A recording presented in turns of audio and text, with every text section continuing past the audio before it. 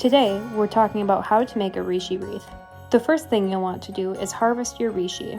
You can make your wreath as large or as small as you want, depending on the amount of Reishi you have.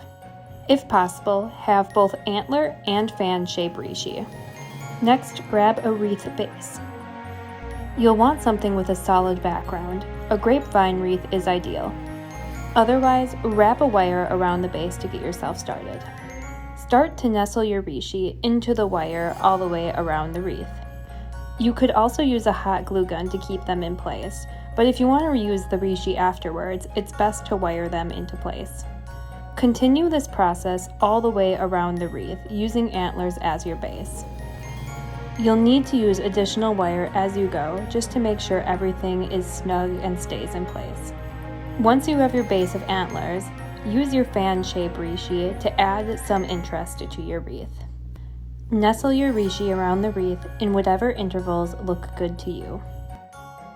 Make sure everything is wired into place so nothing falls when you hang it. Happy holidays!